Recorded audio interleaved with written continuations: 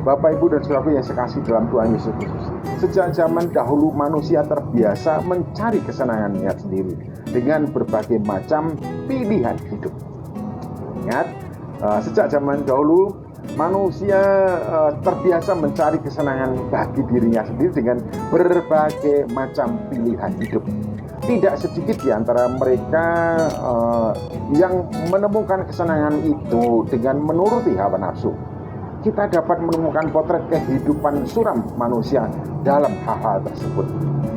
Ada yang terjerat dalam kehidupan seks bebas dan penyimpangan seks lainnya. Ada yang terjerat dengan minum-minuman atau makan makanan. Ada juga yang terjerat dengan khayalan-khayalan, dengan berbagai kehidupan yang glamor, sehubungan dengan kecenderungan negatif, dengan berbagai macam bahayanya. Maka Rasul Paulus memberikan nasihat kepada orang-orang Efesus supaya hidup penuh dengan roh, dengan seluruh aktivitas hidup yang dipimpin dan dikuasai oleh Roh Kudus.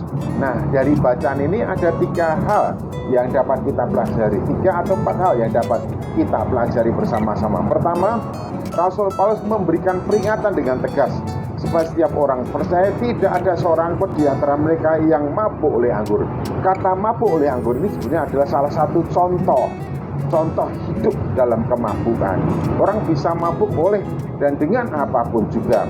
Orang bisa mabuk oleh karena makanan, orang bisa mabuk oleh karena minuman, orang bisa mabuk oleh karena hobi, orang bisa mabuk oleh karena kesenangan, orang bisa mabuk apa saja.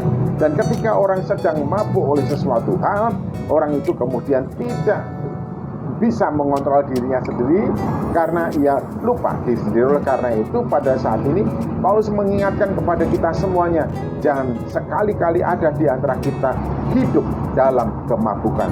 Anggur menjadi salah satu minuman favorit termasuk buat orang-orang Efesus.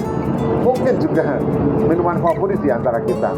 Namun minuman ini bisa menjadikan mabuk. Orang-orang yang mabuk sulit sekali mengontrol diri, baik perbuatan dan perkataannya. Jemaat Efesus tidak boleh mabuk, dan janganlah kamu mabuk oleh anggur, karena anggur menimbulkan hawa nafsu. Paulus menggarisbawahi bahwa anggur bisa menimbulkan hawa nafsu. Orang-orang yang minum anggur terlalu banyak, melebihi dari yang diperlukan sebagai penghangat tubuh, akan mabuk dan kemudian tidak dikendalikan oleh kesadarannya, namun dikendalikan oleh hawa nafsunya. Tentu saja hal ini sangat membahayakan dan juga tidak menjadi kesaksian yang baik.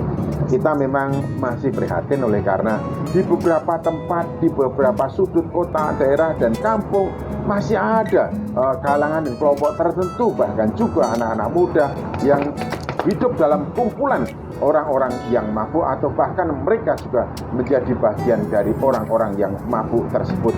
Ini sangat memprihatinkan, dan oleh karena itu kebenaran firman Tuhan pada malam hari ini mengingatkan kepada kita semua, jangan sekali-kali ada di antara kita mabuk oleh anggur.